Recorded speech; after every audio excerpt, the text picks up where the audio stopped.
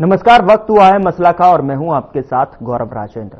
दिल्ली में बीजेपी की जीत के बाद मुख्यमंत्री नायब सैनी हरियाणा में निकाय चुनाव की तैयारियों में जुट गए। गुरुवार को सीएम सैनी हिसार के नारनौद में स्थित बीजेपी ऑफिस पहुंचे, जहां उन्होंने पार्टी के कार्यकर्ताओं को संबोधित किया और इस दौरान बीजेपी हरियाणा प्रदेश अध्यक्ष मोहनलाल बड़ौली भी मौजूद रहे। सीएम सैनी ने यहां पर 2 मार्च को होने वाले निकाय चुनाव को लेकर चर्चा की। उन्होंने कहा कि दिल्ली में प्रचंड जीत के बाद में अब वे निकाय चुनाव के लिए पूरी तरह से तैयार हैं।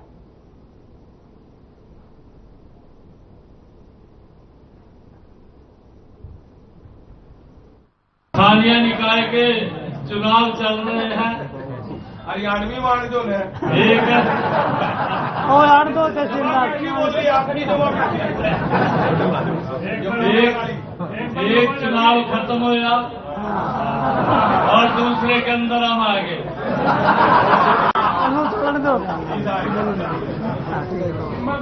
चुनाव लड़ूंगा, सिंबल पर ही कराएंगे, जो आपकी इच्छा है वही।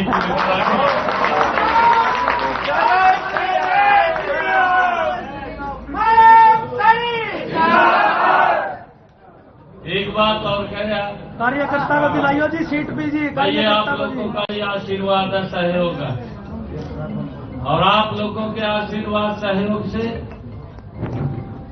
अभी दिल्ली के चुनाव खत्म हुए, अभी तक सोती वहां भी नहीं है देवी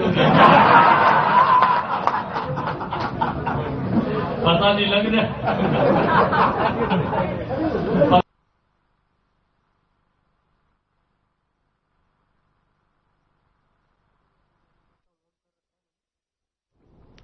तो नारनौद के बीजेपी कार्यालय पर पहुंचकर जो है सीएम सैनी ने जो है संबोधित भी किया और कार्यकर्ताओं से जो है नगर निकाय चुनाव में किस तरीके से जो है पूरी रणनीति पर, रूपरेखा पर जो है संबोधित भी किया। और साफ तौर पर जिस तरीके से उन्होंने कहा कि दिल्ली में अभी हमने जीत दर्ज की है और उसकी तर्ज पर जो है अब जो है हरियाणा में भी निकाय चुनाव में प्रवेश कर चुके हैं। निकाय चुनाव हो रहे हैं, चल रहे हैं और उसकी तैयारियां जिस तरीके से की जा रही हैं, हम पूरी तरीके से तैयार हैं। उसको लेकर निकाय चुनाव पूरी मुस्तैदी के साथ में यहाँ पर लड़ते हुए दिखाई देंगे और पार्टी सिंबल के साथ में चुनाव लड़ने जा रही है। तो इसको लेकर आज हम चर्चा में समझने की कोशिश करेंगे कि जिस तरीके से बीजेपी एक्टिव मोड में दिखाई दे रही है, उसको लेकर जो है विपक्षी दल जो है किस तरीके से अपनी अपनी रणनीति और रूपरेखा को लेकर जो है आगे बढ़ते हुए नजर आ रहे हैं। किन मुद्दों को लेकर जो है प्रमुखता के साथ में पार्टियां धरातल पर पहुंच रही हैं, जनता के बीच में पहुंच रही हैं और मुख्य रूप से आम लोगों से जुड़े हुए जो मुद्दे हैं वो इन आम चुनावों में देखने को मिलते हैं, वो ही जो है हावी रहते हैं। उसको लेकर ही जो है मतदाता जो है मतदान करते हैं। अब देखने वाली ये बात है, समझने वाली बात ये है कि किस तरीके से कौन से मुद्दों को लेकर प्रमुखता से और पिछले की तुलना में जो है इस बार का निकाय चुनाव किस तरीके से जो है पार्टियां लेती हुई नजर आ रही हैं। चूंकि सवाल एक और जहां पर जो है खड़ा होता हुआ अभी दिखाई दे रहा है, जो कि लगातार जो है चुनावी सीजन चल रहा है और ऐसे में जो है हमने दिल्ली में भी चुनाव देखे और उससे पहले विधानसभा के चुनाव जो है हरियाणा में भी गुजरे हैं और ऐसे में जो है क्या उनका जो है असर कितना यहाँ प्रभावी रूप से दिखाई देता है, वो भी समझने की कोशिश करेंगे। हमारे साथ एक पैनल जुड़ा हुआ है, चर्चा की शुरुआत करेंगे, लेकिन उससे पहले पैनल से तारुफ में करा देता हूं आप सभी का। हमारे साथ जो है सुनील फोगाट जी हैं, प्रवक्ता बीजेपी की तरफ से जुड़ रहे हैं, बहुत स्वागत है सर आपका। और कमल हांडा जी, कांग्रेस प्रवक्ता, हमारे साथ जुड़ रहे हैं, बहुत स्वागत है आपका भी। और अबिता द्विजा, प्रवक्ता आम आदमी पार्टी की तरफ से हमारे साथ जुड़ रही हैं, बहुत स्वागत है मैम आपका भी। शुरुआत सुनील जी मैं आपसे करना चाहूंगा और सबसे पहले सवाल यही कि जिस तरीके से नारनौद में जो है कार्यालय पर पहुंचकर सीएम सैनी ने वहां पर जो संबोधन किया, उसमें क्या कुछ आपको दिखाई दिया, किस तरीके से, चूंकि उन्होंने साफ तौर पर जिक्र किया है कि अभी हमने दिल्ली को जीता है, दिल्ली के चुनाव को जीता है, जहां पर अफवाह फैलाने की कोशिश की गई लेकिन काम नहीं आई, और हम जो है हरियाणा निकाय चुनाव में एंटर कर चुके हैं, उसी तरीके से जो है यहां पर भी जीत दर्ज करेंगे। क्या कहना है सुनील जी? गौरव जी, आपको और मेरे सभी पैनलिस्ट साथियों को और दर्शकों को मेरा नमस्कार। और जैसा आपने कहा कि आज माननीय मुख्यमंत्री जी ने कहा है कि हम ऑलरेडी हम इस प्रोसीजर के अंदर है, चुनाव के अंदर है, और हम आज से नहीं गौरव जी, मैंने पहले भी कहा कि जैसे ही इस सरकार का गठन हुआ, तीसरी बार लगातार भारतीय जनता पार्टी की प्रदेश में सरकार बनी, तो जब भी विधायकों का शपथ ग्रहण समारोह हुआ तो आपको याद होगा कि उसी दिन पंचकुला में और चंडीगढ़ में हमारे विधायकों की, मंत्रियों की और पूरे संगठन की अलग से बैठक हुई थी इस नगर निकाय के चुनाव को लेकर के। हमारी तैयारी तो जैसे ही विधानसभा का चुनाव खत्म हुआ, हमारी नगर निकाय की तैयारी शुरू हो गई थी और उसी का परिणाम है कि आज के दिन सब सारी कमेटियां बना दी गई है, प्रभारी लगा दिए गए हैं हर एक नगर निकाय के और कमेटी के। तो जो भी है हमारी तैयारियां पूरी है और स्पष्ट तौर से ये है हमारा पार्टी का कि भाई विधानसभा चुनाव के तर्ज पर ही हम ये नगर निकाय का चुनाव लड़ेंगे। उसमें प्रभारी होंगे, विधायकों की ड्यूटियां लगाई जाएंगी, पार्टी के जो पदाधिकारी हैं बड़े उनकी ड्यूटियां लगाई जाएंगी, माननीय मुख्यमंत्री जी और उनके साथ कैबिनेट मंत्री जो है वो भी। ये पहले से पूरी रूपरेखा तैयार है और पूरी पार्टी हर एक कार्यकर्ता जी जान से ये चुनाव लड़ेगा। और जैसा कि माननीय मुख्यमंत्री जी ने कहा कि दिल्ली के चुनाव में भी, और ये तो कोई भी चुनाव होता है, इससे पहले हरियाणा का विधानसभा चुनाव हो या लोकसभा का चुनाव हो या कहीं का भी चुनाव हो, हमारी विपक्षी पार्टियों के पास बताने के लिए कुछ ज्यादा अपना होता नहीं और ना ही चुनाव में जाने के लिए उनके पास कोई संगठन होता, ना ही कार्यकर्ता होते हैं। वही कुछ लोग होते हैं, वही संगठन में है, वही कार्यकर्ता है, वही नेता है, वही वोटर जो है, इनका एक दायरे तक सिमट के रह गए हैं हमारे साथी।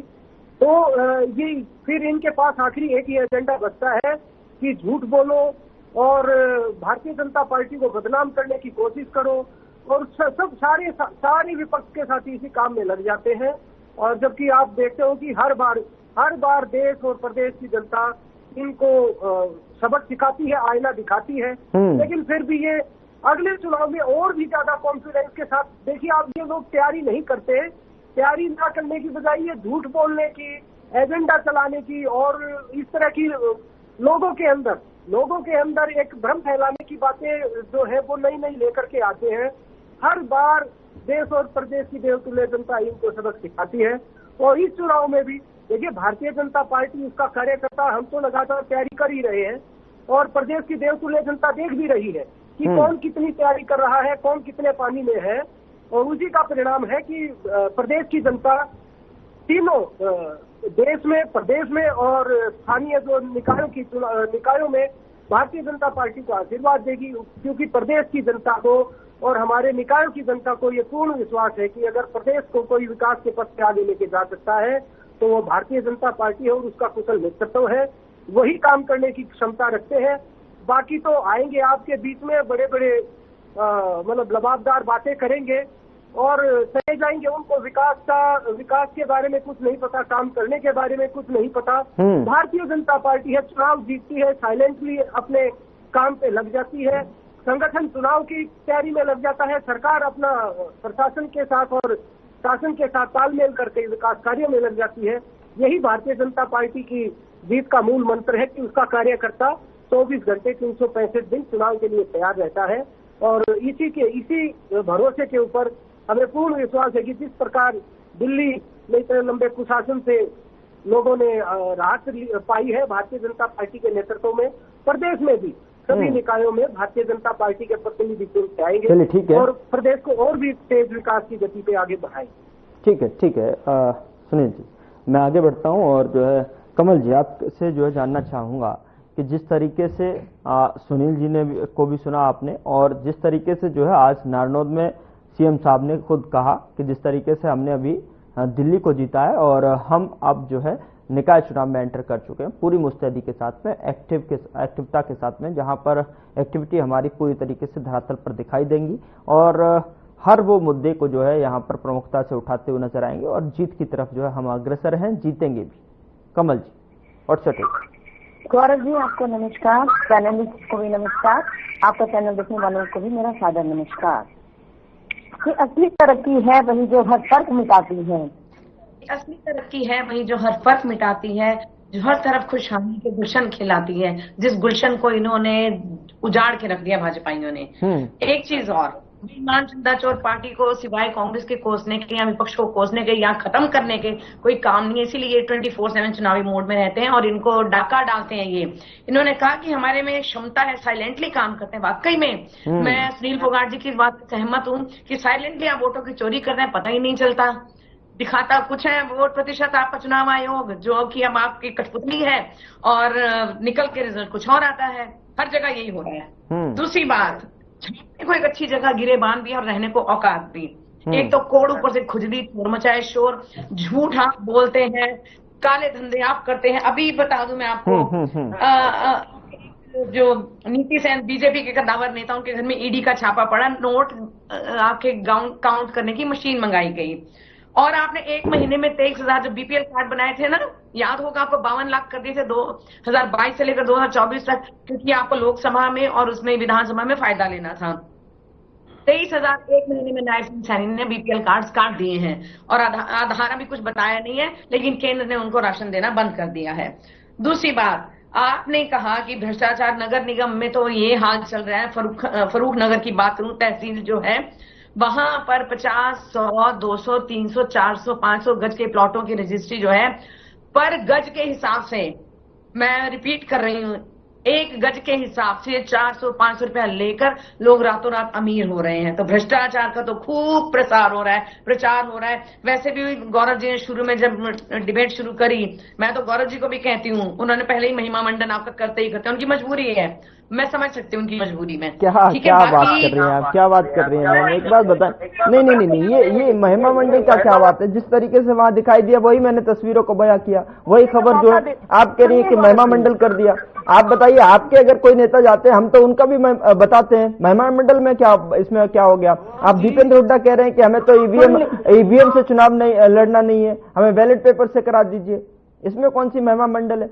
अब एक बार बताइए, जब आपकी पार्टी संगठनात्मक तरीके से चुनाव नहीं लड़ पाती है, आप दूसरों पर जो है, एंकरों पर, पत्रकारों पर अब ठीकरा फोड़ने लग जाते हैं। नहीं,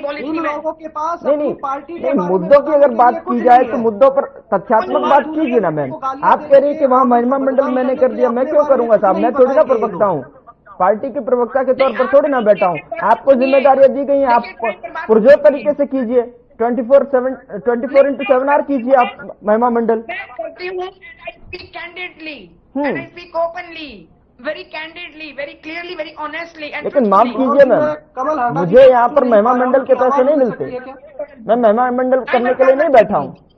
मैं नहीं, हम भी नहीं महिमा मंडल सुनने के लिए बैठे डिबेट में आए हैं, तो हम भी आपकी पार्टी जो संगठनात्मक रूप से जो चुनाव लड़ रही है या नहीं लड़ रही है, उस पर मैं सवाल कर रहा हूँ। आप तो ये कह रहे हैं कि जिस तरीके से मैंने महिमा मंडल कर दिया, भाई वहाँ पर मौजूदगी दर्ज कराई, उन्होंने कहा कि जीत, हमने वहाँ चुनाव दिल्ली में जीत दर्ज की है। आम आदमी पार्टी जो है अफवाह फैला रही थी, उसके खिलाफ उनका भी कुछ सामने आया। कमल जी, अपनी बात कंप्लीट कीजिए। दिल्ली के कागज से यहाँ मेंशन करने का कोई मतलब नहीं बनता था, नंबर 1। दूसरी बात, हर जगह ये बेईमानी से जीतते हैं। आपने निकाय चुनाव पर आपने विषय रखा था, दिल्ली पर आप क्यों गए, पहले मुझे आप ये बताइएगा, ठीक है? अब आप सुनिए क्या क्या मुद्दे हैं। चुनाव को लेकर कंपैरिजन कर रहा हूँ मैं दिल्ली को लेकर कंपैरिजन नहीं कर रहा हूँ, उसका असर तो कहीं ना कहीं दिखेगा ना। आपने तारीफ तो कर दी ना, अब मैं बोल लूं? आपकी भी तारीफ ही है, वोट प्रतिशतता बढ़ी है वहाँ पर, लेकिन आप जीत नहीं पाए। अब दीपेंद्र हुड्डा कह रहे हैं कि जो है हमने अपना चुनाव जिस तरीके से लड़ना था वैसे नतीजे नहीं आए। अब मैं क्या करूं इसमें, बताइए। देखिए, पैसे मैं नहीं कह रहा हूँ, दीपेंद्र हुड्डा जी कह रहे हैं। क्या क्या नहीं हुआ दिल्ली में, वो आपको भी पता है।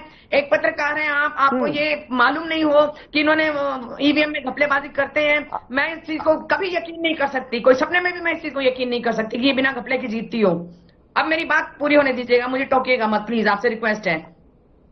10 लाख मैंने कल भी गिनवाया था, आज फिर बता देती हूँ क्योंकि प्रवक्ता आज नए बैठे हैं। 10 लाख मरे हुए लोगों का आयुष्मान में इलाज किया गया, 400 करोड़ पेंडिंग है, जिस आयुष्मान का ये बड़ा ढोल पीटते हैं। अभी आई नव भारत टाइम्स की न्यूज है कि सुन नहीं पा रहा, कमल हांडा जी को क्या आवाज मिल सकती है उनकी?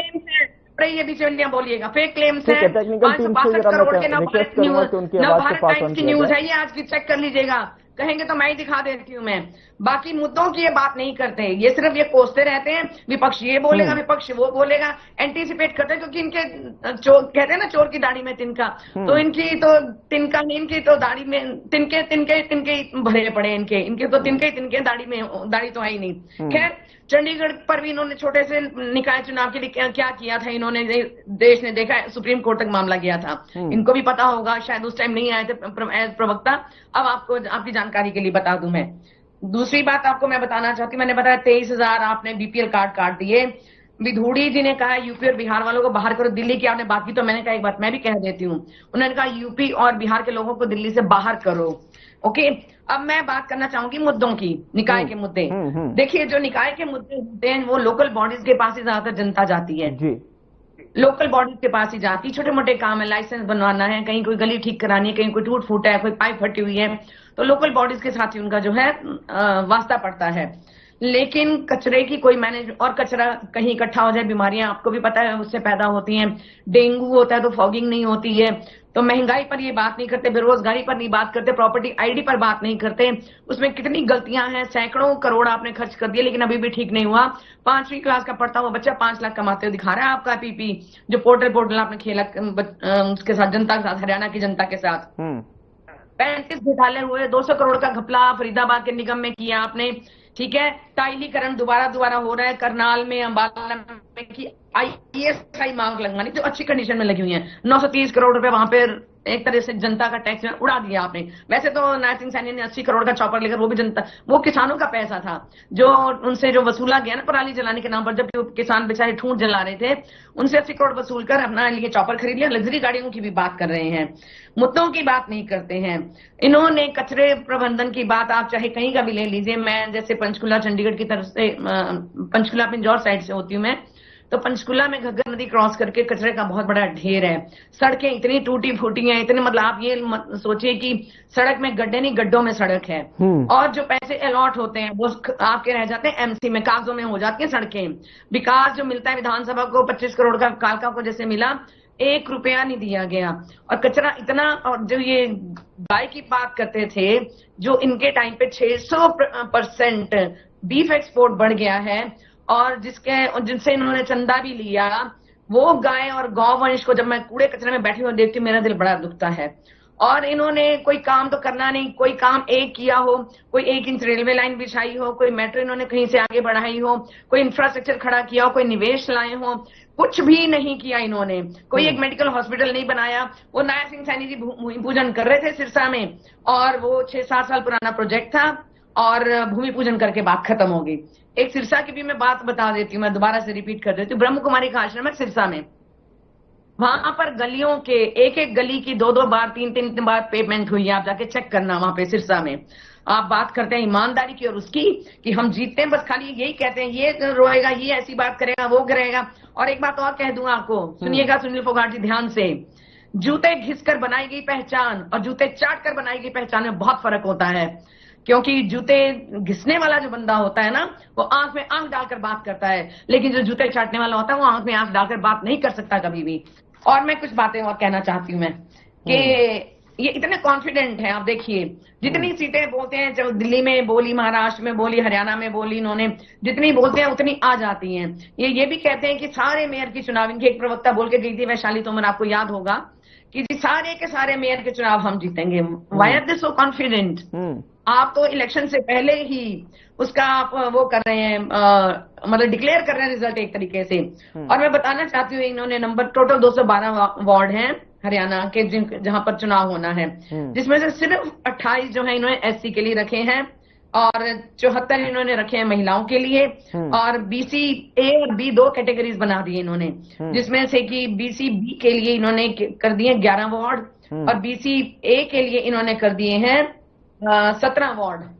ठीक है, तो जो जनरल के लिए हो गए, अगर आप देखिए इनको, अगर आप SC को निकाल दीजिए तो जनरल के लिए कितने 100+ हो जाते हैं। तो जो ये दलितों की बात करते थे कि हम उनके बड़े वो हैं, हितैषी हैं, तो दलितों को इतने कम क्यों इन्होंने सीटें दी? सर अभी एक चीज और, एक बड़ी इंपॉर्टेंट बात और कहनी है। ठीक है, कंप्लीट कीजिए। 2 मार्च को इलेक्शन होगा, 12 तारीख को रिजल्ट आएगा, 12 दिन तक कौन रखवाली करेगा और 21 को पास में आने देंगे? क्या सभी प्रत्याशियों को वहां प्रेजेंट होने देंगे ये? क्योंकि इनकी गुंडागर्दी तो चलती है, इसमें कोई शक नहीं है। दिन दहाड़े वैसे भी लॉ एंड ऑर्डर का क्या हाल है। कल ही आप ही के चैनल पर एक खबर थी कि फरीदाबाद में एक गुंडों ने एक परिवार को बहुत बुरी तरह से पीटा, बिना बात से। रंगदारी बम तक नहीं फूटे थे, 4 दंगे कभी नहीं हुए थे, जो हरियाणा में आप लोगों ने करवा दिए। सत्यानाश मार दिया हरियाणा का, जो कि पर कैपिटा इनकम में और इन्वेस्टमेंट में नंबर 1 था। मेरे एक सवाल का जवाब जरूर देखना चाहेंगे कि आपने 10 दिन काउंटिंग के लिए क्यों रखे? मैं पूछ लूंगा आपके सवाल को उनसे। मेरा सवाल पूरा नहीं हुआ। जी। हमारे टाइम पे जब होते थे सर गौरव जी निकाय चुनाव, साथ के साथ काउंटिंग होती थी, शाम तक रिजल्ट डिक्लेयर हो जाता था। इतने दिन क्यों ले रहे हैं? रखवाली कौन करेगा? यही तो रखवाली करेंगे, इन्हीं की सरकार है। ये तो वो वाली बात होगी कि बिल्ली को चौकीदार बना दी कि भैया तू चूहों की रखवाली कर, तो वो क्या करेगी? बिल्ली चूहे खा जाएगी सारे। लेकिन ये तो चुनाव आयोग का रोल रहा ना।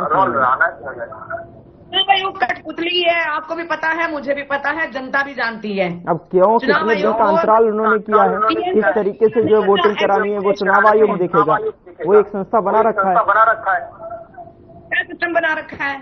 12 दिन 10 दिन बाद काउंटिंग करना है। जवाब जो है सुनील जी से लूंगा मैं, सुनील जी से। ठीक है, मैं उनसे ही जवाब ले लूंगा। अबिता जी, लेकिन मैं आपके पास आना चाह रहा हूँ ब्रेक से पहले। अबिता जी, आप किस तरीके से देख रही हैं, क्योंकि आपकी पार्टी भी पूरी तरीके से यहाँ पर चुनाव में उतर चुकी है, और किन मुद्दों के साथ में जो आगे जा रहे हैं, किस तरीके से धरातल पर स्थितियां देख रहे हैं, और सामने भी जो है 2 बड़े विपक्ष के तौर पर अगर देखें टक्कर देने के लिए कांग्रेस और बीजेपी यहाँ पर लगातार चुनाव में एक्टिव मोड में दिखाई दे रही है। आप किस तरीके से कहेंगे? और आज की जिस तरीके से जो है मुख्यमंत्री जी की प्रतिक्रिया यहां पर देखने को मिली है, उन्होंने साफ तौर पर कहा कि हरियाणा जो है जहर पानी में नहीं घुलता, जहर पीने के बाद अमृत पिलाने का काम करता है, और सारे फैक्टर्स जो है की फैक्टर्स दिखाई नहीं दिए वहां पर। और क्या कहना चाहेंगे उस पर, एक प्रतिक्रिया, उसके बाद जो है आप जो है निकाय चुनाव के बारे में। जी देखिए, सबसे पहले तो आपके सबके दर्शकों को प्रवक्ता साथियों उनको नमस्कार। देखिए, जो पानी का मुद्दा है, आप ये देखिए कि पहली बात तो जो इनको ये बातें ही नहीं समझ आ रही कि हम किस तरीके से जहर फैलाने की बात, हम अमोनिया की बात कर रहे हैं कि गौरव जी मैं सुन नहीं पा रहा मेरे प्रवक्ता साथी को। मैं टीम से कहूंगा अमोनिया का स्तर बहुत ज्यादा हो जाता है। देखिए, आप जो आवाज पहुंचाने की कोशिश करें, सुनील जी तक जो है दूसरे गेस्टों की आवाज नहीं पहुंच रही, वॉइस को थोड़ा सा तालमेल बिठाने की कोशिश करें। मैं टीम से कहना चाहूंगा, रिक्वेस्ट करूंगा। ठीक है, अमिता जी कंप्लीट करें।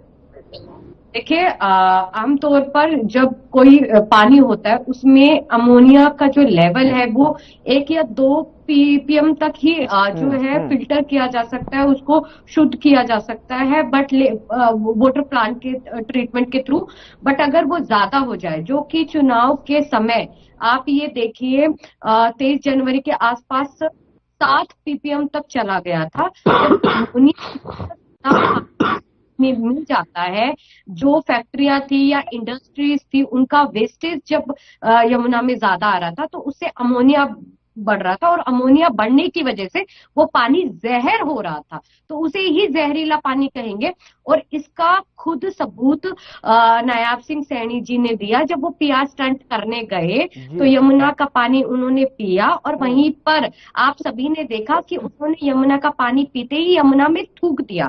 देखिए, हमारा जो हिंदू धर्म है उसमें हम उसको पूजनीय मानते हैं, और इस तरीके से उन्होंने पिया स्टंट के चक्कर में ये चीज किया। और सबसे ज्यादा हिंदुत्व का झंडा ये जो गंदी राजनीति करते हैं उसके ऊपर, और कि इनको शर्म नहीं आती। सिर्फ ये हिंदू गौरव जी का इस्तेमाल करते हैं। आज जो इन्होंने हेटरेस और जो युवा पीढ़ी को आज जो इन्होंने बर्बाद किया है ना, वो 10 साल में किसी और पार्टी ने बर्बाद नहीं किया। एक बात। दूसरी बात, इन्होंने बोला कि दिल्ली चुनाव में अफवाहें हमने किसने फैलाई।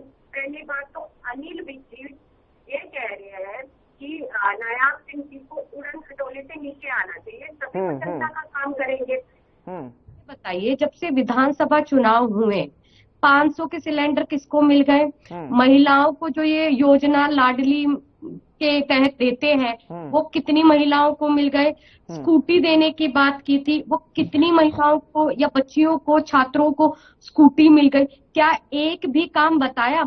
और यहाँ पर बीजेपी के प्रवक्ता ने बड़ी सही बात कही, 365 दिन जो बीजेपी है वो सिर्फ चुनावी रणनीति का काम करती है, इसके अलावा कोई काम नहीं करती। सबसे बड़ा उदाहरण, अभी का उदाहरण मैं आपको देती हूँ कि 8 फरवरी को नहीं आ रही थी मैडम, एक बार आई थी।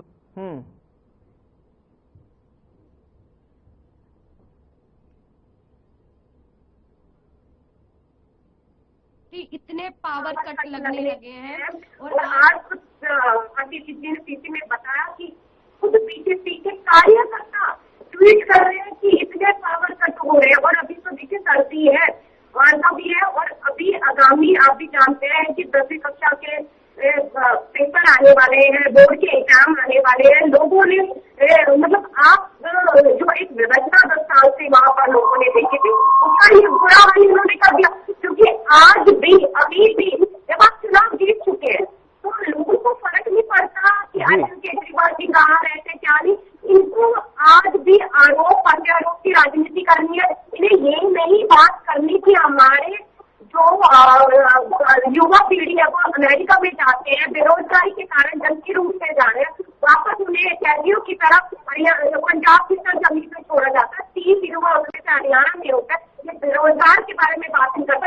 यहाँ अगर आम आदमी पार्टी, अन्य दूसरी पार्टी, आप हमें ये बताइए ना, हम तो आप सरकार में, सत्ता में बैठे हैं, हम ये जानना चाहते हैं आपने कितने काम कर दिए, आप निकाय चुनाव में भी कितना काम करेंगे। आप ये लोग ये बताएं कि आज तक इन्होंने 2021 में जनगणना होनी तो अब तक नहीं हो, और जब तक जनगणना नहीं होगी तो आप ये देखिए कि विधानसभा और लोकसभा या जितने भी निकाय चुनाव हो उनमें सीटें बढ़नी थी अच्छे से, सही तरीके से। तो आज भी प्रतिनिधि नहीं चुने जा रहे क्योंकि जितनी संख्या होनी चाहिए उस हिसाब से प्रतिनिधि है ही नहीं। तो सबसे बड़ा धोखा तो लोकतंत्र के साथ इन्होंने, जो आज तक जनगणना नहीं कराई, उससे किया है। ये एक देश एक चुनाव के बारे में बात करते हैं और अब तक जनगणना नहीं कराई। और दूसरी बात, आप ये देखिए कि हरियाणा में कितने इलाके हैं, फरीदाबाद हो या कितने, जहाँ पे 3-3, 7-7 साल के बाद निकाय चुनाव हो रहे। आप एक छोटे स्तर के चुनाव को चुनाव नहीं करा पा रहे। आप कहते हैं कि एक देश और एक चुनाव कराएंगे। एक देश और एक चुनाव का कोई मतलब नहीं है। वो चुनाव, आज चुनाव आयोग को बीजेपी अपनी जेब में लेकर घूमते हैं। बार बार आम आदमी पार्टी के कार्यकर्ता हो या लीडर हो, दिल्ली चुनाव में जिस तरीके की गुंडागर्दी हुई है वो सभी के सामने है, बताया गया है। और ये बात, ये अभी जिस तरीके से यहाँ पे संगठन के बारे में इन्होंने कहा कि आज बीजेपी के पास संगठन है। देखिए, सबसे पहले तो बीजेपी आज हमारे देश का युवा बेरोजगार है, आज हमारे देश का मिडिल क्लास उसके बीच में तराई है। उनके पास पैसे और महंगाई की वजह से कमर टूटी पड़ी है। पर आज बीजेपी नामक पार्टी इतनी अमीर पार्टी है, विश्व की सबसे बड़ी पार्टी, और ये संगठन की बात करते हैं। दूसरों से लिए गए संगठन के पार्टी के लीडर्स, उधार के नेताओं से आप संगठन बनाने की बात करते हैं, गुंडागर्दी से आप संगठन बनाने की बात करते हैं। अविता जी, मुझे एक छोटे से ब्रेक के लिए रुकना है, मैं आपके पास ब्रेक के बाद वापस लौटता हूँ। और लगातार जो है मसला में चुनाव में कौन किसके जो है भारी पड़ता हुआ दिखाई देगा, इस अग्नि परीक्षा में कौन पास और कौन फेल होता हुआ नजर आएगा, उस समीकरण पर लगातार हमारी चर्चा जारी है। एक छोटा सा ब्रेक, फौरन हाजिर होते हैं।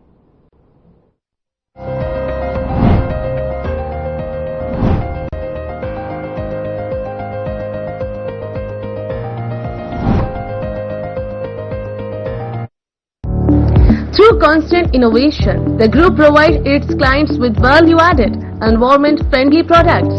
We are committed to provide quality products and services at optimum cost with the continuous improvement in the quality management system. Producing high-value paper making us India's largest producer of branded papers, fine papers and packaging broad segments. Focused on customers in all our operations. Hence, extensive investments are made towards people and people practices. KRPL world's leading eco-friendly paper from agro residue. प्रधानमंत्री फसल बीमा योजना प्राकृतिक आपदा की स्थिति में बीमा द्वारा किसानों को आर्थिक सुरक्षा देने की ओर एक कदम। हमने फसल बीमा योजना को अधिक प्रभावी बनाया, उसके दायरे में ज्यादा किसानों को लाए। बढ़ता है विश्वास जब मिलती है सहूलियत। मेरी पॉलिसी मेरे हाथ। बढ़ता है विश्वास जब अपनी भाषा में मिलती है जानकारी। माझी पॉलिसी माझा हाती। बढ़ता है विश्वास जब पहुंचती है आपकी फसल बीमा पॉलिसी आप तक। मारी पॉलिसी मारे हाथ। बढ़ता है विश्वास जब पॉलिसी की एक एक बात समझाते हैं द्वार पर आकर। जन पॉलिसी जन कहियल। मेरी पॉलिसी मेरे हाथ अभियान के तहत बीमा कंपनियां पहुंचा रही हैं आपकी फसल बीमा पॉलिसी आपके द्वार। अपनी फसल बीमा पॉलिसी और जानकारी लेने जरूर आएं। फसल बीमा से संबंधित जानकारी के लिए हेल्पलाइन नंबर 14447 पर कॉल करें। फसल बीमा कराओ, सुरक्षा कवच पाओ। क्या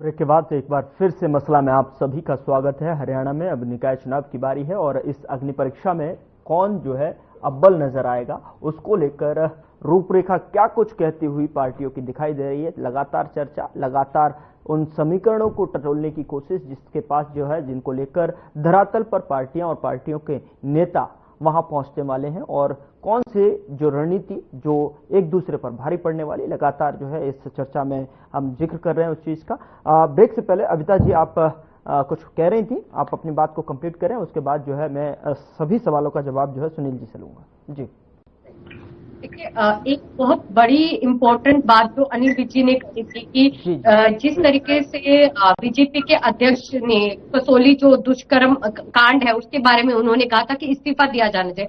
देखिए, आज आप देखेंगे कि जो बीजेपी है या उसके लीडर्स हैं उन पर जो ये सारे एलिगेशंस आ रहे हैं और धरातल पर आप देखिए कि रिसेंटली जो केस चला हुआ है और मांडिया वाला, आप ये देखिए कि युवा पीढ़ी कहाँ जा रही है। और आमतौर पर भी मैं खुद एक महिला होने के नाते भी जब मैं कहीं जा रही हूँ तो मुझे भी वो सारी चीज का शिकार होना पड़ रहा है, जबकि मैं एक काफी अच्छे सतर्क मजबूत बैकग्राउंड से सबसे हम ये चीजें फेस कर रहे हैं। तो आम महिलाओं को कितनी समस्याएं होती होंगी। अगर ये प्रश्न उठाया गया तो क्या जवाब सही नहीं बनती, क्या उन्हें इस्तीफा नहीं देना चाहिए। पर बात यही है कि आज जो राजनीति में गिरावट आ गई है उससे आप ये देखिए पूरे देश की जनता पर तो भारी पड़ ही रहा है। साथ साथ सबसे ज्यादा अगर किसी वर्ग को समस्या आ रही है तो महिलाओं को और इन सारी चीजों की समस्या आ रही है। एक बात, दूसरी बात ये देखिए कि ये SYL का मुद्दे का पानी बहुत बार बार उठाते थे, हमको बहुत टारगेट करते थे। आप ये बताइए कि 10 साल से केंद्र में बीजेपी है और अब 10 साल से यहाँ पर हरियाणा में, और अब आगे इन्हीं की सरकार रहेगी बीजेपी की आगामी 5 साल। तो ये SYL का पानी देंगे, भाई SYL का पानी देंगे। अब ये कोई सोल्यूशन नहीं बताएंगे। ये आएंगे टीवी पर, इनके प्रवक्ता आते हैं, यहाँ पर आरोप प्रत्यारोप लगाते हैं, ना काम की राजनीति करते हैं, ना रोजगार की बात करते हैं, ना महिलाओं की सुरक्षा के बारे में बात करते हैं। वो बात ठीक है अविता जी, SYL का पानी का मुद्दा थोड़ा सा अलग हो जाता है, डिफरेंट हो जाता है, क्योंकि उनसे अगर बात की जाती है तो वो लगातार पंजाब को लेकर जो कटघरे में खड़े हो जाते हैं। और उस चीज केंद्र में इनकी सरकार है सर, देखिए बिल्कुल मैं बात केंद्र में तो इनकी सरकार है ना। नहीं बिल्कुल, मैं दोनों तरफ से जो है उसमें जो है पहल करनी चाहिए उस चीज को लेकर, मैं बिल्कुल आपकी बात से सहमत हूं। लेकिन सुनील जी, मैं आपके पास आना चाहूंगा और जिस तरीके से कमल जी ने प्रश्न किया है, एक प्रश्न उनका बड़ा आपसे किया है, महत्वपूर्ण सवाल ये है कि उन्होंने कहा है कि जिस तरीके से अब चुनाव होने हैं और चुनाव की रूपरेखा तो तैयार है, काम आपके धरातल पर दिखाई नहीं दे रहे, बहुत सारे काम उन्होंने बिंदुवार तरीके से गिनवाए हैं। और महत्वपूर्ण सवाल उन्होंने ये पूछा कि जिस तरीके से 2 मार्च को चुनाव है उसमें इतना बड़ा अंतराल जो है वोटों की गिनती के लिए क्यों लिया गया है, क्या बीच में जो है झोल दिखाई दे रहा है, उनको ऐसा प्रतीत हो रहा है, इसका जवाब दें। और जो है अविता जी ने तमाम सारे सवाल किए हैं आप पर, जो है उसको लेकर क्या कहेंगे? गौरव जी, मेरे दोनों प्रवक्ता साथियों को मैं ज्यादा सुन नहीं पाया क्योंकि कोई टेक्निकल इशू था शायद। तो लेकिन जैसा आपने पूछा है मैं बताता हूं कि कमल हांडा जी ने कहा कि जो चुनाव की तारीखें हैं उसको लेकर के भी कांग्रेस पार्टी को आपत्ति है। अब देखिए, मैं कोई चुनाव आयोग का प्रवक्ता तो हूँ नहीं यहाँ पे कि मैं चुनाव आयोग के बारे में बताऊं। वो चुनाव आयोग की प्रक्रिया है, वो जैसा उनको उचित लगेगा चुनाव आयोग करेगा। देश के चुनाव आयोग के ऊपर भी इनको भरोसा नहीं है, प्रदेश के चुनाव आयोग के ऊपर भी, स्थानीय जो अब चुनाव हो रहे हैं उसमें भी जो अधिकारी शामिल रहेंगे उनके ऊपर भी इनको किसी के ऊपर भरोसा नहीं है। सारे कर्मचारी, इस देश के सारे कर्मचारी, इस प्रदेश के सारे कर्मचारी, पूरे का पूरा चुनाव आयोग ऊपर से नीचे लेकर के और पूरी जुडिशरी, इनके हिसाब से सारी ब्यूरो सब बेकार है, सब झूठे लोग बैठे हैं। भारतीय जनता पार्टी तो है ही झूठी इनके हिसाब से। तो लेकिन अब ये लोग ये साबित करने पे लगे हुए कि हम सच्चे हैं।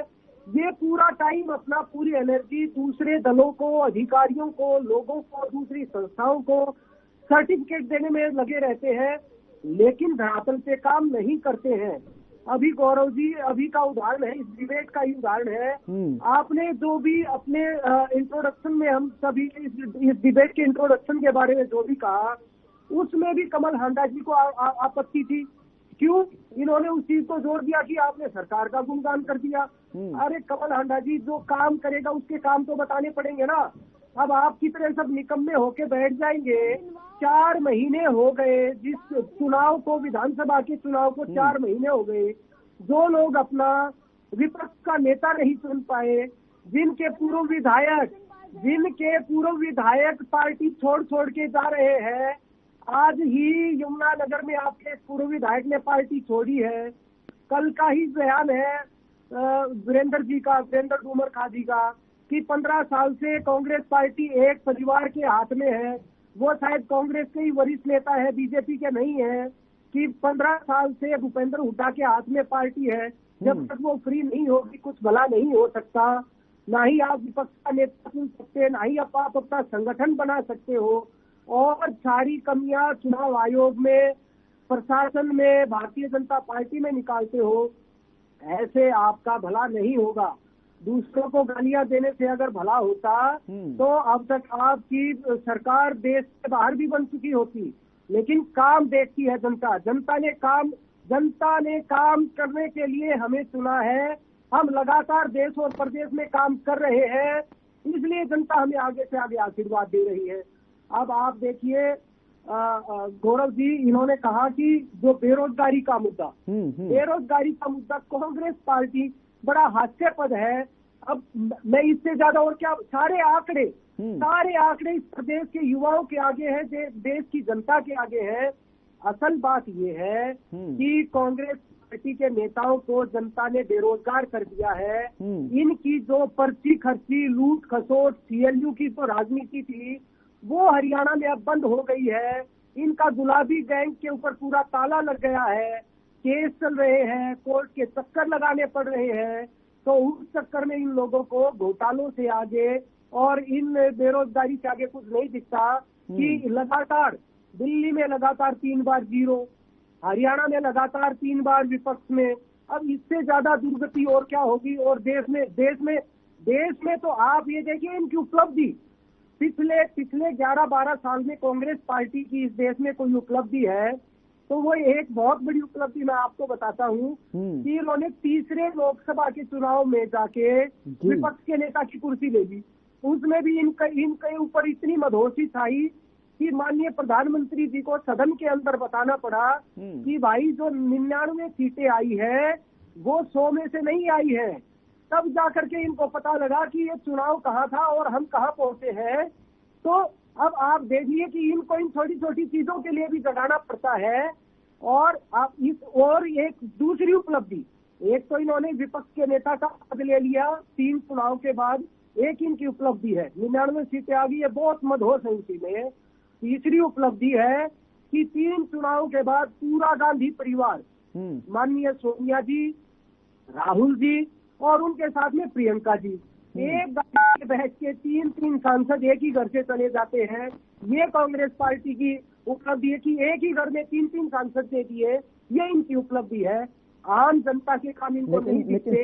हरियाणा की भी ये सवाल किया, अभी अभिता जी ने भी आपसे सवाल किया था, वो भी ये जानना चाह रही थी कि जिस तरीके से आपने एक बात कही थी कि आप 24/7 आवर जो है आप लगातार जो है चुनावी उसमें चुनाव में एक्टिव रहते हैं, जिस तरीके से चुनाव लड़ने के लिए एक्टिव रहती हैं, वो कहीं ना कहीं आप वो जानना चाह रही हैं कि आप देखिए दूसरे दलों से आए हुए नेताओं को संगठन मानते हैं और अगर काम इतना 24/7 आवर किया होता तो जो है धरातल पर भी दिखाई देता। इस तरीके का अभिता जी जो कोट कर रही थी। जी गौरव जी मैं कहूँ कौन सा काम धरातल पे नहीं दिख रहा।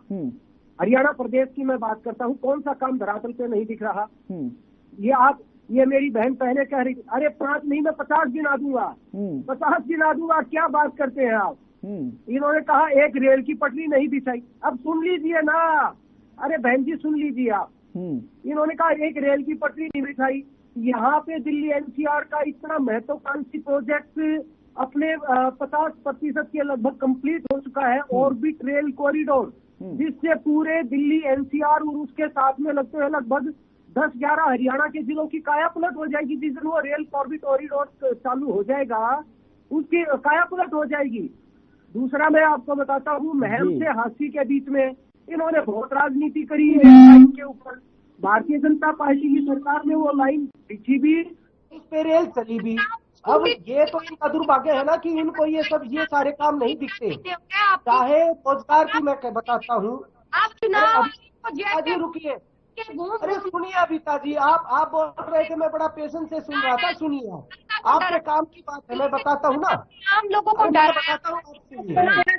10 साल के कांग्रेस पार्टी के हरियाणा सरकार के राज में इन्होंने मात्र 83,000 नौकरियां दी। 83,000 नौकरियां कांग्रेस की सरकार ने और गौरव जी, मैं बड़ी जिम्मेदारी के साथ ये आंकड़े रख रहा हूँ। हमारी सरकार ने 10 साल के शासन में 1.5 लाख से ज्यादा पक्की सरकारी नौकरियां दी। उसके अलावा HKRN में जो कर्मचारी लगे हुए हैं, एक्सटेंशन के लेक्चरर हैं, उनको बिल ला करके हमारी जैसे ही तीसरी बार हमारी सरकार बनी हरियाणा के अंदर, उनको जॉब गारंटी की सुविधा दी। 58 साल तक HKRN के जो कर्मचारी है वो नहीं हटेंगे। और पेंशन को, वृद्धावस्था पेंशन को, जितनी भी सामाजिक कल्याण की पेंशन है उनको DA के साथ जोड़ा, महंगाई भत्ते के साथ जोड़ने का काम हरियाणा की सरकार ने किया है। ये देश में पहला प्रदेश है जिसने पेंशन को DA के साथ जोड़ने का काम किया है। अब इतने काम हमारी सरकार कर रही है, चाहे किसानों की भलाई के काम हो। इनकी सरकार में 2-2 रुपए के चेक आते थे, और क्योंकि इनको जमीनों की दलाली करने के अलावा, CLU का धंधा करने के अलावा कांग्रेसियों को कोई काम आता नहीं था, और 2-2 रुपए के चेक किसान को मुआवजे के रूप में देते थे। आज के दिन किसान को 15,000 रुपए का चेक आता है, कोई भी थोड़ा सा नुकसान होता है। ये चीजें इन लोगों को नहीं हजम हो रही, ये चीजें इनको नहीं हजम हो रही, क्योंकि कांग्रेस एक नकारात्मकता के माहौल में जा चुकी है। विपक्ष के पास कहने को कुछ बचा है नहीं बहुत ज्यादा, इसीलिए जवाब देने हैं इनको। सर जवाब देने दीजिए गौरव जी। इनके यमुना नगर के पूर्व विधायक ने कहा है कि मैं दुखी होकर के कांग्रेस पार्टी छोड़ रहा हूँ, इसका कोई नेतृत्व विहीन पार्टी है ये। मुख्यमंत्री जी के नेतृत्व में 15 फरवरी को बीजेपी ज्वाइन करूंगा, ये इन्हीं के नेता है। और अभी कोई इतना बड़ा चुनाव नहीं है या कुछ ऐसा है, अपने आप लोग भारतीय जनता पार्टी के साथ मिलके आगे बढ़ रहे हैं। हमारा कारवां चल रहा है, हम विकास के काम कर रहे हैं। अब जिसको सकारात्मक राजनीति करनी होगी, देश के और प्रदेश के विकास में अपना सहयोग करना होगा, वो भारतीय जनता पार्टी के साथ जुड़ रहा है। इसमें कोई पार्टी है क्या ये आम आदमी पार्टी ने किसी दूसरी पार्टी के नेताओं को ज्वाइन नहीं करवाया? क्या कांग्रेस पार्टी ने किसी दूसरी पार्टी के नेताओं को ज्वाइन नहीं करवाया? हम हमारे यहाँ पे सबके लिए जगह है। जो काम करने की इच्छा से देश और प्रदेश के विकास में, देश और प्रदेश के विकास में जो अपना सहयोग देने के लिए तैयार है, उन सब के लिए भारतीय जनता पार्टी में स्थान है। और भारतीय जनता पार्टी के दरवाजे से हमें कोई दिक्कत नहीं है। सकारात्मक मानसिकता के जो भी साथी जुड़ना चाहिए भारतीय जनता पार्टी का उनमें। जयचंद जी जरा चुप हो जाओ।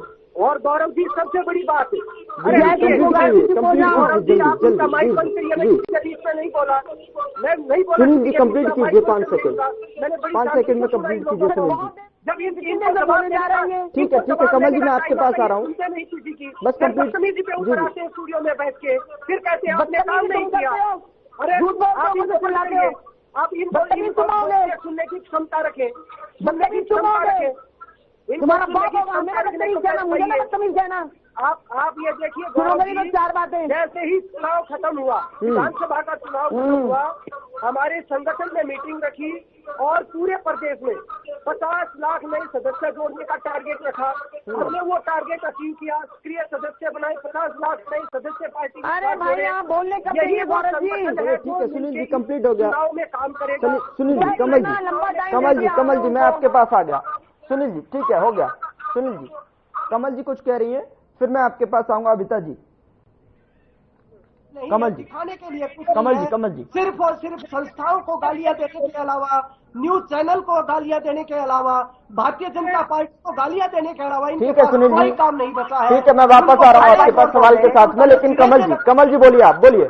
हाँ जी इनको चुप कराइए आप। ठीक है सुनील जी हो गया, मैं आऊंगा आपके पास में सवाल के साथ में। पहले इन्होंने कमल जी, उसके बाद अभिता जी। गाड़ी में आते तो उनके पेट में दर्द होती है। ये मोदी जी का भाई है जिसकी छोटे की किराने की दुकान है, चार्टर ट्रेन में बैठा है ये प्रहलाद मोदी। इनका क्या मैं बताऊं, मैं और सारे परिवारवाद की आप बात करते हैं, क्या किए देश की आजादी के लिए।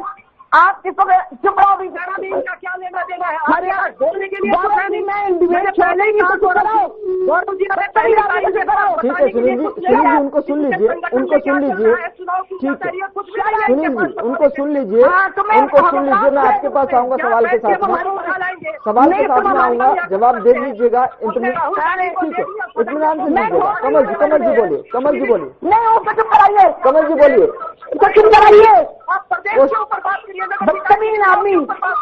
एक तो कमल जी शब्दों की और भाषा की थोड़ी सी सभी जो है प्रवक्ता मर्यादा रखते हैं। कमल जी बोलिए। सुनील जी, बदतमीज तुम हो, मेरे को बोलने से पहले 10 बार सोचना, कम से कम आप सुनो मेरी बात। HKRN की बात की तुमने, गांधी परिवार के 3 लोगों की बात बड़ी करते हो, जो शहादतें उन्होंने दी है तुम्हारे बाप दादाओं ने भी नहीं दी होगी। मोदी जी के परिवार ने भी एक बूंद खून नहीं बहाया था, जो कि विरोधी थे। 150 करोड़ का सर, फिर आप उसके बारे में छोड़ रहे हैं। अरे कमल जी आप कहाँ? कमल जी बैठिए, प्लीज बैठिए। आप ही से सवाल कर रहा हूँ मैं, आप जवाब दीजिए। कमल जी, सुनील जी ठीक है, मैं आपके पास आऊंगा। सुनील जी की थोड़ा सा ठीक है, सुनील जी मैं आपके पास आ रहा हूँ, पहले उनको सुन लीजिए। आपने जवाब दे दिया सुनील जी, ठीक है। कमल जी प्लीज शब्दों की मर्यादा सभी प्रवक्ता रखें। शब्दों और भाषा शैली की मर्यादा प्लीज सभी प्रवक्ताओं से निवेदन है। सुनील जी देखिए, आप इसमें विवाद न करें और आपकी कमल जी, सुनील जी की वॉल्यूम डाउन कीजिए। मेरी क्षमता नहीं है कि मैं आपसे बहस में पार पा पाऊं। मेरे शब्दों की और भाषा शैली की मर्यादा रखिए। कि मैं उनका आप टेलीविजन पर बैठे, जिम्मेदार एक प्रवक्ता के तौर पर आप किसी पार्टी को रिप्रेजेंट कर रहे हैं और तथ्यों और मुद्दों पर जो है बात कीजिए। आपसे निवेदन है, सभी प्रवक्ताओं से मेरा निवेदन है। लेकिन ठीक है सुनील जी, मैं आपके पास आऊंगा। आपको पूरा समय दिया मैंने, आपकी बात को, आपके सवालों के जवाबों को भी सुन लिया।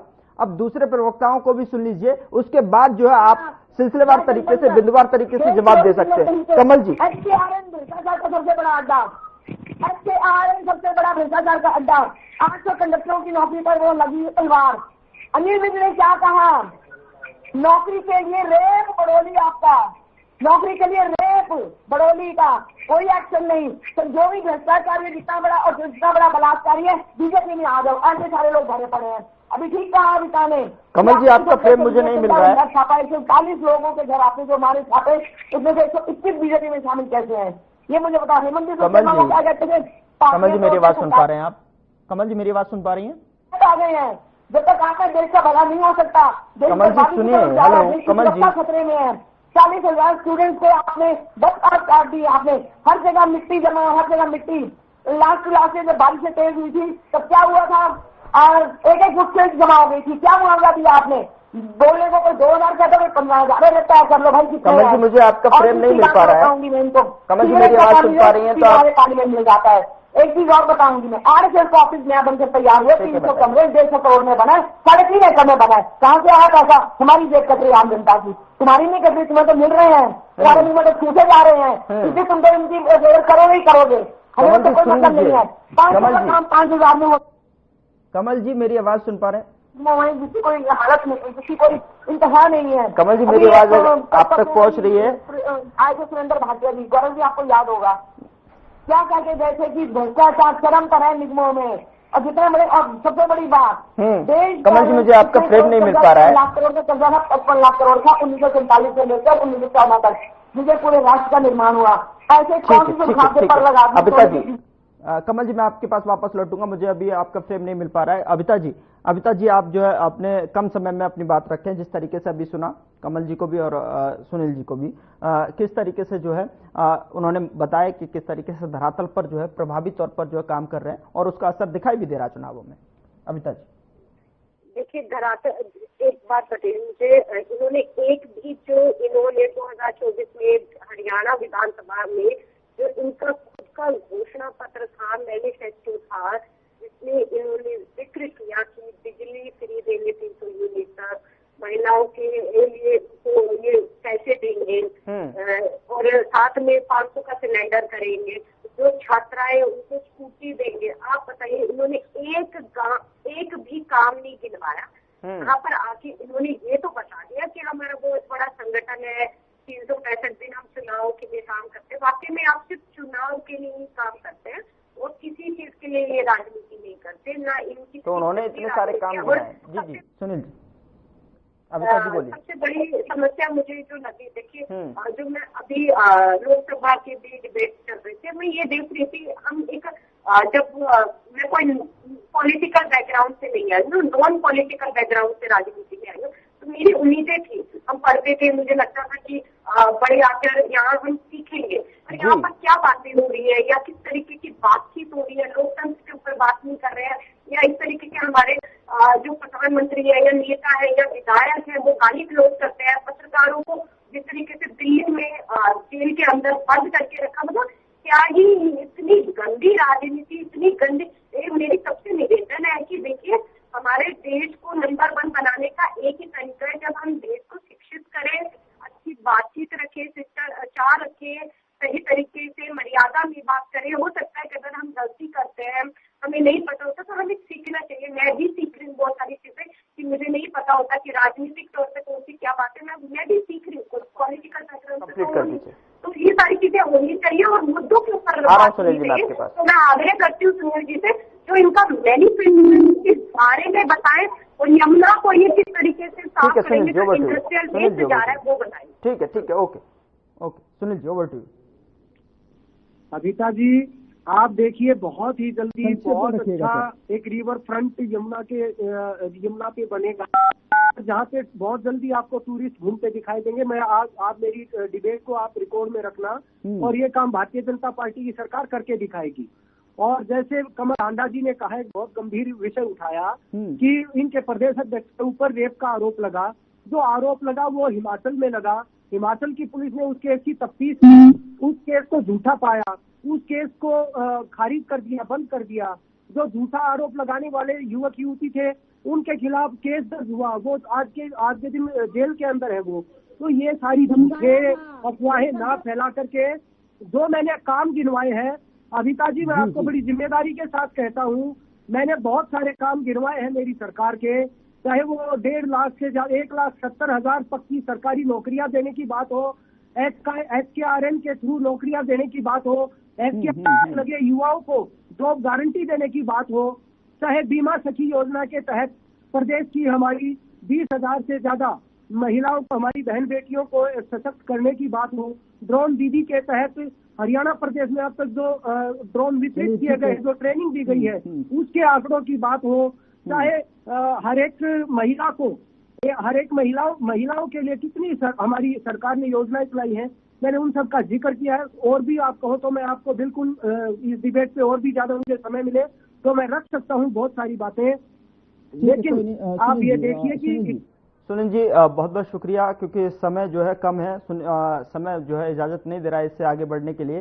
सुनील जी बहुत बहुत शुक्रिया हमारे साथ चर्चा में शामिल होने के लिए। कमल जी आपका भी बहुत बहुत शुक्रिया हमारे साथ चर्चा में शामिल होने के लिए, और अबिता जी आपका भी शुक्रिया। लेकिन जिस तरीके से हरियाणा प्रदेश में निकाय चुनाव की जो अग्नि परीक्षा है उसमें किस तरीके से कौन किस पर जो है भारी पड़ता हुआ दिखाई देगा और किसकी हार और किसकी जीत होगी, ये आने वाला वक्त बताएगा। फिलहाल मसला में इतना ही, नमस्कार।